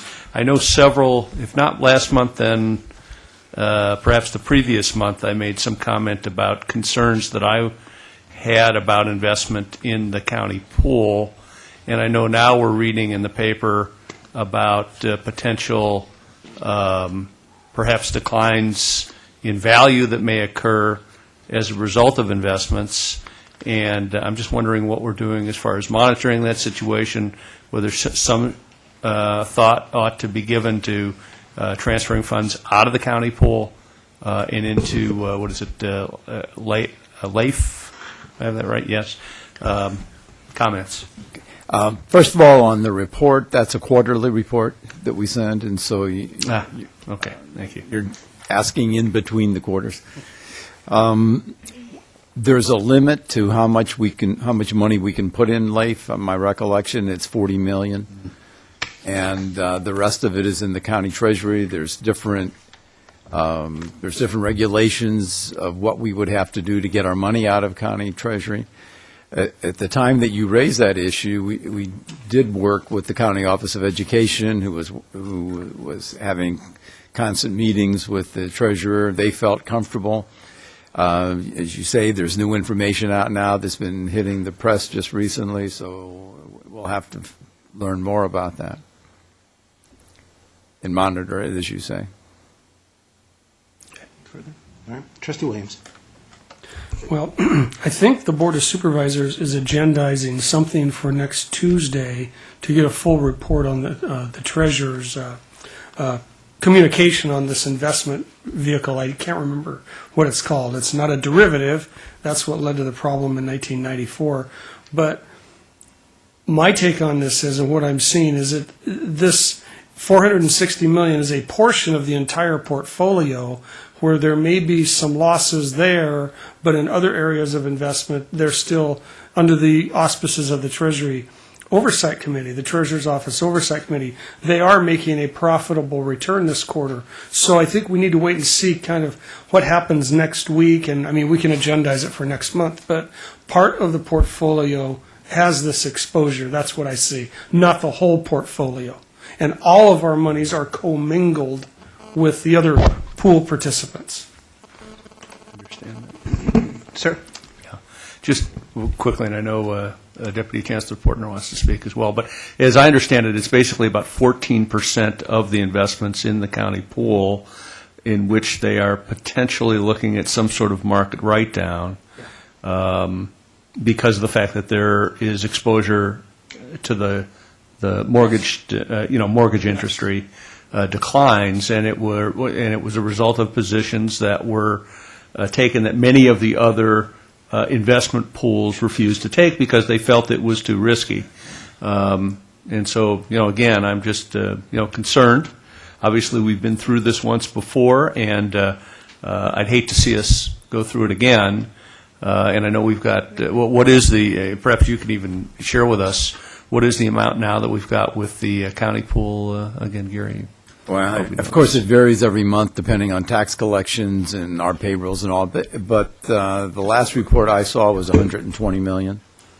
Okay, so you can do the math. Oh, sure. Yeah. Well, I'm in agreement with Trustee Lang, but I'm just, being in the county government, I hear a lot of the information. By the time this board meets again, the end of January, I think we will find out what the quarterly return was that was posted by the treasurer's pool also. So it'll be a kind of a benchmark to see how they did this quarter ending December 31st as opposed to the previous quarter. So right, except you don't want to just go on the basis of earnings. You want to look at the quality of the investment. I agree, but we need to see how this sorts out. There's been losses in the pool before in certain areas, but I think there's so much information that still has to come out. If we want to agendize it for January, we can. But there's a lot more that's got to come out on this. So, Trustee Padberg. Well, as I understand it. Oh, I just learned I can turn her microphone off. My apologies. As I understand it, this particular type of investment is considered risky, and none of the other counties in the state have participated in it. I think that, as I heard you speak, Deputy Chancellor, that you are consulting with the County Board of Education, and I think the County Board of Education, since the county treasurer has created some of this difficulty, has a conflict. I would strongly suggest that we get some outside, or we look at least at what outside counties are doing in terms of their investments, community colleges around the state, and as opposed to just Orange County, because clearly they're part and parcel of the county treasury. And I think that we need to look at it very carefully, and we need to look at other areas to see what they would recommend, perhaps get an expert in the area to advise us, separate from the county. Thank you very much. I note for the record it is 8:42. We are well in advance of our normal closing time, and we are up to item 8. With respect to the timing, I ascribe that to nothing but beginner's luck. Nevertheless, here we are, and we will start with the presidents and see if they have any oral reports. President McCullough. Simply to point out something that's in the report, that we now have 6 cities that have donated to the Veterans Memorial $5,000 each. The city of Lake Forest, San Clemente, Mission Viejo, Laguna Niguel, Laguna Hills, and Dana Point. And much of this hard work is due to Trustee Padberg, who has gone out and has done presentations to these various city councils, and we do appreciate it from the point of view of the college. That's a wonderful thing. Thank you very much. Echo that. Thank you. President Rockmore. Yes, first I'd like to congratulate Trustee Wagner, Trustee Williams, and Trustee Fuentes for your election to the leadership tonight. Also, there'll be a lot more said. I think I'm feeling a roast coming up in regard to my colleague here. Things will be said later, but for now, at least he's agreed to answer the phone when I call him. So That'll be good. I just wanted to take a quick moment. I had my hand up. I didn't get called, but just to make a little bit of a clarification on my executive assistant. That was my decision to do that. I was looking at a lot of classified positions, and I just felt like I needed to share in that a little bit. So I did announce that at 2 open meetings. But one of those meetings, my college council, I did receive a lot of counsel. And so based on that and what I heard tonight, I will revisit that with the Chancellor, and we can have a discussion about it. Thank you. Well, with beginner's luck, you get beginner's screw-ups. I apologize for not seeing you there trying to speak. Saddleback College, Academic Senate, President Dominguez. She joined us late, but we're nevertheless glad you're here. I guess she was Any report? giving a final exam. You were no doubt working. I was giving a final. We Very- had a great time. It was music appreciation. They giggled, they laughed. We watched Carmen, the Mikado, and opera by Verdi to boot. I really don't have any report other than to say happy holidays and to invite every single one of you, but without a quorum, of course, to come to the musical theater final this Thursday, 2 to 4:30 p.m., or 2 to 3 p.m., actually. And I think that's all. Other than that, Thank you very much. happy holidays. And the IVC Senate President, Wendy Gabriella. Yes, I'd also like to wish everybody happy holidays as well, and thank you for allowing us to participate in your meetings and asking for our input.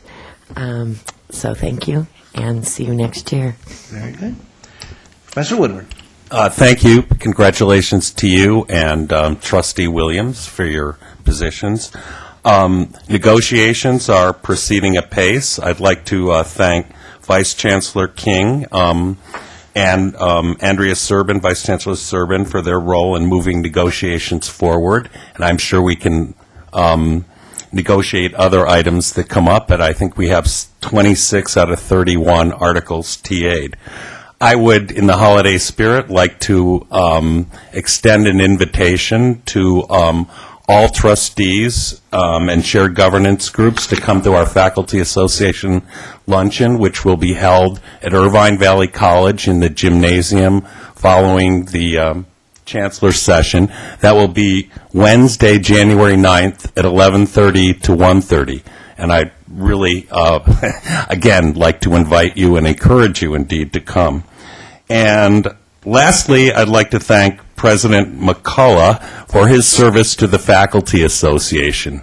In one of his many reincarnations, he was on the Executive Committee and Grievance Chair, and I'm sure we'll have plenty of time to remember that, but I want to point out his service to the association. And happy holidays to everyone. Thank you, sir. CSEA. You were almost going to go, weren't you? Old habits die hard. I would Ms. Morehouse. like to say happy holidays to everybody. Hope everybody has a nice, safe break. We all need it. I know I do. And we look forward to meeting with Vice Chancellor King on the opposite sides of the table next semester. So have a safe vacation. Thank you. And now we'll turn to Ms. Williams, Saddleback Classified Senate. On behalf of the Senate, I would also like to wish you all happy holidays and a very restful time off for all of us, particularly for the hardest working group of people at the district, the classified staff. And I'd like to remind you that as you're thinking about the 50% law, if the way that we cut money is to cut classified staff, we've also got to cut work because they do work to their full potential. And to say that we're going to have fewer of them means there's a body of work that just can't get done. So as you're figuring out which positions you're not going to replace, also please figure out what work won't be done. Thank you. Thank you very much. Ms. Dixon. Hi. Hi. I'd just like to congratulate you guys on your new positions, Wagner, Williams, Lang. Thank you. All of you. Lang especially. And also to chime in on the Merry Christmas and a safe holiday season. Thank you very much. I see no one, none of the students are here, or no one from the Police Officers Association. All right. Happy holidays. Be safe. We are adjourned.